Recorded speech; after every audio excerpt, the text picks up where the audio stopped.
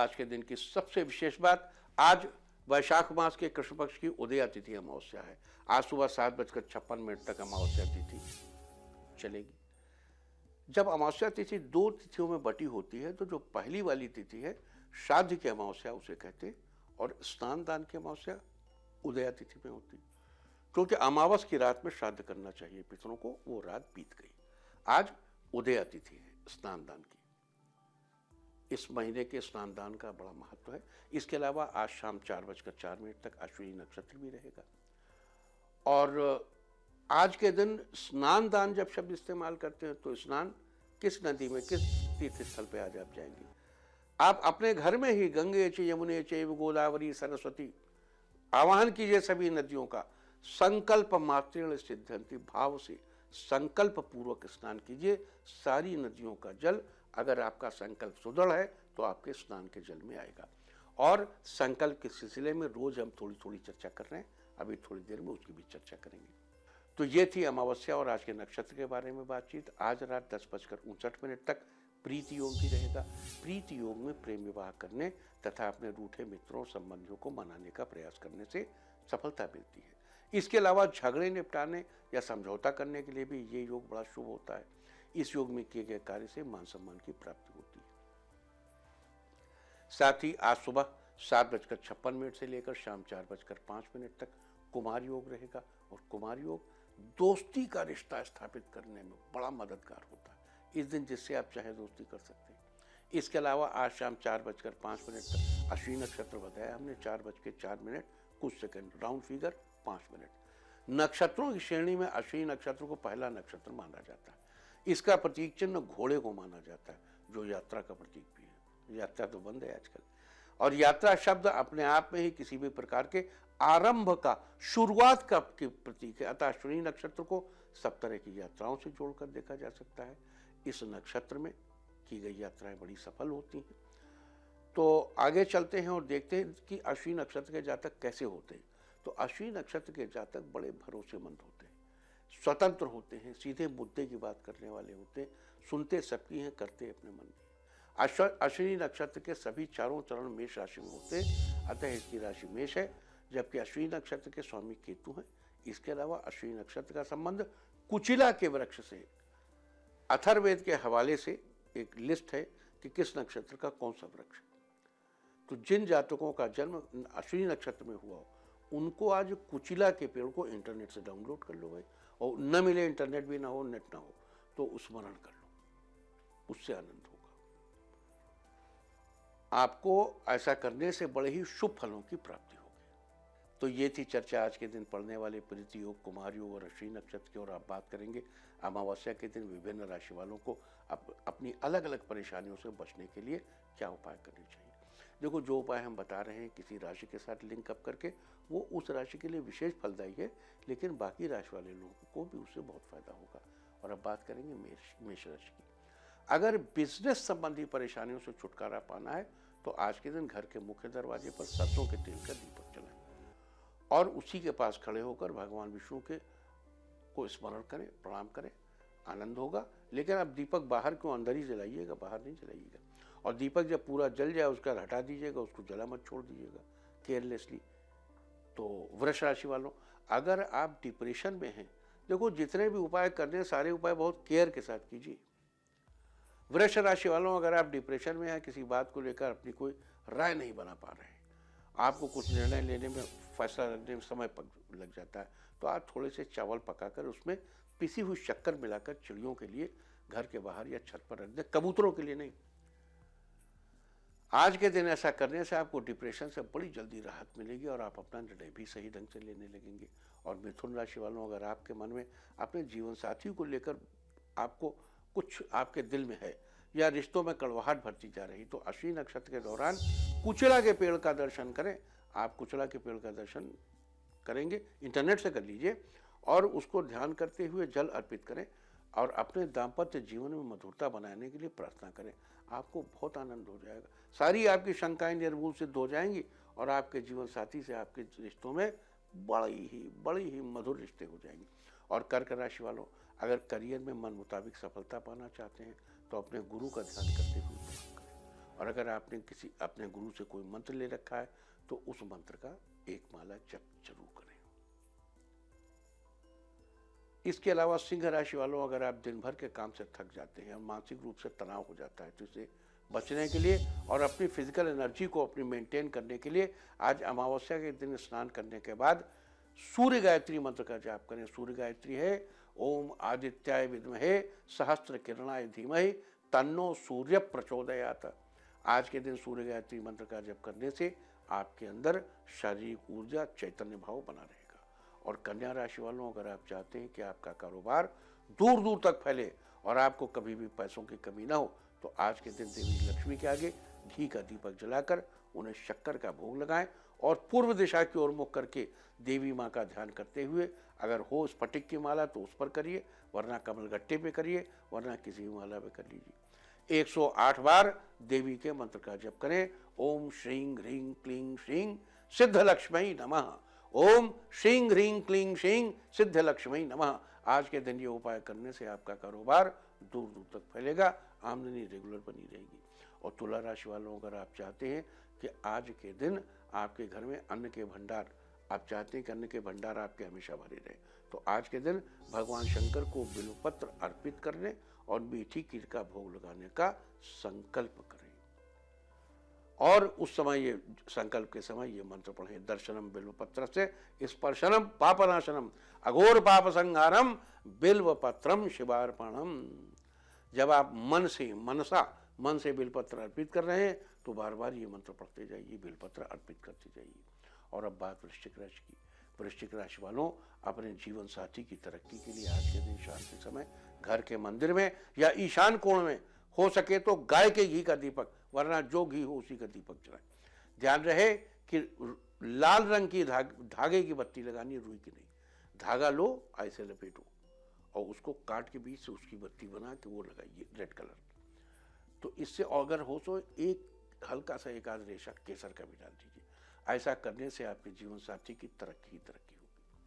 और धनु राशि वालों, अगर आपकी आर्थिक स्थिति अच्छी नहीं रहती है और आपको पैसों संबंधित समस्या बनी रहती है तो आज के दिन घर के ही मंदिर में घी का दीपक जलाइए और आर्थिक स्थिति अच्छी होने के लिए जगत जननी जगदम्बा पराम्बा भगवती महामाया से प्रार्थना करिए। ऐसा करने से आमदनी के नए नए स्रोत फूट पड़ेंगे और आपकी आर्थिक स्थिति आनंदमय हो जाएगी। और मकर राशि वालों, जीवन से अस्थिरता, इंस्टेबिलिटी को दूर करने के लिए आज के दिन चावल, अरहर की दाल, थोड़ी हल्दी, थोड़ा नमक किसी जरूरतमंद को दान करने का संकल्प लेकर घर में ही रख लें और बाद में अपना जब सब लॉकआउट खोले तो दे दीजिएगा। आज के दिन ऐसा करने से आपके लाइफ में बहुत आनंद होगा, पूरे परिवार में स्टेबिलिटी आ जाएगी। और कुंभ राशि वालों, अगर आप अपनी पढ़ाई पर ठीक से फोकस नहीं कर पा रहे हैं तो आज के दिन देवी सरस्वती की विधि पूर्वक पूजा करने के बाद विद्या यंत्र धारण करें। कहाँ मिलेगा विद्या यंत्र? बार बार हम बनवाते हैं, नहीं आप विद्या यंत्र बना सकते, माता को प्रणाम कर लो। मीन राशि वालों, समाज में अपना वर्चस्व स्थापित करने के लिए आज के दिन आपको अपनी सिस्टर इन लॉ यानी अपनी ननद या अपने भांजे को या अपनी बहन को अपनी मतलब कुछ गिफ्ट करना चाहिए। तो इससे आपको बहुत फायदा हो। अब मान लीजिए आप उनको गिफ्ट नहीं दे सकते तो आप उनको पैसा ऑनलाइन ट्रांसफर कर दीजिए, गिफ्ट के पैसे दे दीजिए, अलग निकाल के रख लीजिए, संकल्प कर लीजिए। और संकल्प कैसे करेंगे वो अभी हम आपको बताते हैं। तो ये थी आज चर्चा प्रीति योग, कुमार योग, अश्विनी नक्षत्र, वैशाख कृष्ण पक्ष की अमावस्या की, कि किसको क्या उपाय करने के। हमने सारी चर्चा की। हम आपको ये भी बता दें जिस राशि के साथ जो उपाय बताया वो उस राशि के लिए खास है, लेकिन जो राशि वाला इसको करेगा उसको फायदा होगा। और इसके पहले कि आगे चले हम आपको बता दें कि हमें याद है कि हमने अभी 3-4-5 दिन पहले आपसे वादा किया था कि हम आपको रोज रोज कुछ ना कुछ बताएंगे कि ये कैसे संकल्प लेना है। उसका पूरा जो प्रोसेस है वो एक हिस्से में नहीं। हमने आपको बताया था तंत्र शास्त्र 2 शब्दों से बना है ना, मोक्ष, तनोत, त्रायते। तो ये जो शब्द हैं और तंत्र का वेदों में जिक्र है। आगे चल के वेद की जब शाखाएं फूटी तो उनमें योग भी बना। योग के 8 अंग थे। हम आपको यम यानी पवित्रता के बारे में बता चुके, हम आपको नियम यानी कंसिस्टेंस के बारे में बता चुके। आज है आसन और प्राणायाम।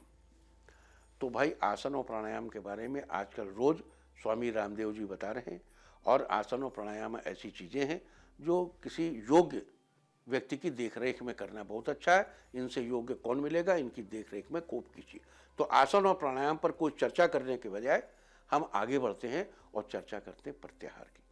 देखो, ये जो 8 अंग हैं, इनमें यम, नियम, आसन और प्रत्याहार, प्राणायाम और प्रत्याहार, ये तो विशुद्ध शरीर के ही मामले। 8 में 5 मामले शरीर से रिलेटेड है। यहां आपको समझना चाहिए कि मनुष्य का अस्तित्व 3 भागों में विभाजित है: वृत्ति, बुद्धि और विवेक। वृत्ति शरीर का मामला है, बुद्धि मन का मामला है और विवेक आत्मा का मामला है। आप देखिए कितनी इंपॉर्टेंस है शरीर की। लोग शरीर को बड़ा इग्नोर करते हैं। No, a sound mind in a sound body. अगर शरीर स्वस्थ है तभी मन स्वस्थ होगा, ये बिल्कुल सुनिश्चित। तो तभी आप आगे बढ़ सकते हैं। अगर आप मंदिर की सीढ़ियों के उस पार मंदिर की मूर्ति है तो सीढ़ियों को पार किए बगैर आप मंदिर में प्रवेश करके मूर्ति को नहीं छू सकते। आप मन तक, आत्मा तक तभी पहुंचेंगे जब शरीर की सारी सीढ़ियां चढ़ लें। यम, नियम, आसन, प्राणायाम, प्रत्याहार, इनकी बात कर लें। तो यम हो गया, नियम की चर्चा हो गई, आसन और प्राणायाम स्वामी रामदेव जी बता ही रहे हैं आजकल आपको। तो अब बात आती है प्राणायाम के आगे प्रत्याहार की। क्या खाएं और क्या ना खाएं। तो ये तीनों, ये 5 चीजें जो वृत्ति से जुड़ी। देखो, समझ लेना चाहिए कि जो शरीर है वो शुद्ध वृत्ति है। आप किसी बिल्ली को देखिए, सुबह उठती है, ऐसे शरीर अकड़ाती है, ऐसे अकड़ाती है, फिर उसके बाद अपने डे की शुरुआत करती है। जो विशुद्ध वृत्ति पर जीवित हैं बहुत कम बीमार पड़ते हैं। लेकिन मनुष्य एक ऐसी चीज है जो सिर्फ वृत्ति पर जीवित नहीं है। जब आप प्रत्याहार से ऊपर जाएंगे तो धारणा और ध्यान, ये दोनों चीजें बुद्धि का मामला है, ये दोनों चीजें मन का मामला है। और उसके बाद जो समाधि है वो आत्मा का मामला है, जहां होता है वर्चू। Virtue is knowledge. आपको ज्ञान तब प्राप्त होता है, आपको बुद्धत्व तब प्राप्त होता है जब आप वर्चू से जुड़ जाते हैं, जो आत्मा का मामला है, वो समाधि। तो अभी हम शुरुआती 5 चीजों में ही हैं जो वृत्ति के हैं। वृत्ति जो शरीर है। तो आज हम जो चर्चा करेंगे वो हम चर्चा करेंगे कि क्या खाना चाहिए और क्या नहीं खाना चाहिए। एक छोटे से दृष्टांत से आगे बढ़ते हैं। आयुर्वेद के इतिहास में है कि जैसे आजकल महामारी फैली हुई है, वैसे एक समय में महामारी फैली हुई थी पूरे विश्व में। तो भगवान धन्वंतरी, जो सनातन धर्मियों में जो कंसेप्ट है कि वो देवताओं के वैद्य हैं, वैद्यों के देवता हैं, वैद्यक के देवता हैं, भगवान धन्वंतरी पधारे पृथ्वी पर और उन्होंने बहुत से वैद्यों के यहाँ एक पक्षी का रूप धारण किया। बहुत से वैद्यों के यहाँ गए और उनसे वो पूछते थे, को अरुक, को अरुक, को अरुक। कुछ समझते थे, कुछ नहीं समझते थे। एक सिंधु घाटी के पास एक वैद्य जी के यहाँ पहुंचे और जब उन्होंने पूछा तो वैद्य जी ने जवाब दिया। वैद्य जी उस समय नाड़ी परीक्षण कर रहे थे, देख रहे थे। फिर उनको लगा कोई दिव्य पक्षी है और ये कुछ हमसे पूछ रहा है। तो वैद्य जी ने औषध दोहराया तो वैद्य जी ने अपना काम स्थगित करके पक्षी को फल और जल अर्पित किए, प्रणाम किया, लेकिन पक्षी ने कुछ ग्रहण नहीं किया। ऐसा जिक्र है। तो फिर वैद्य जी ने फिर उसको जब कहा कि मित भूख, हित भूख, अशाक भूख। प्रश्न क्या है? प्रश्न है कौन अरुक, कौन रोग से युक्त नहीं है, कौन रोग मुक्त है। को अरुक, कौन रोग मुक्त है, कौन रोग मुक्त है, कौन रोग मुक्त है। जो हित भुक वही खाए जिसमें उसका हित है, जो उसमें उसका हित नहीं वो ना खाए। मित भुक कम खाए।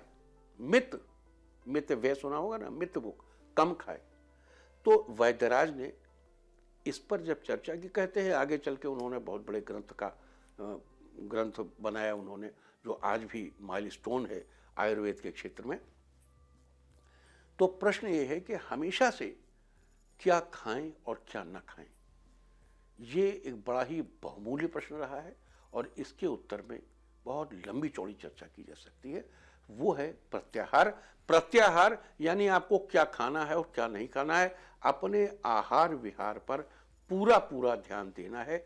अगर आप चाहते हैं कि आप यम से शुरू करके ध्यान की उस स्टेज तक पहुंच सके, मैं समाधि की चर्चा नहीं करता, वो बाद में करें, लेकिन आप संकल्प करें और संकल्प आपका घटित हो, संकल्प आपका घटित हो, इसके लिए इन स्टेजेस को आपको अच्छी तरह समझ लेना चाहिए और उनमें एक आपका आहार विहार भी है। और देखो, याद रहे कि जो भी बातें हम कहते हैं, अगर आप उन्हें एक्सरसाइज में लाते हैं देन इट्स ओके।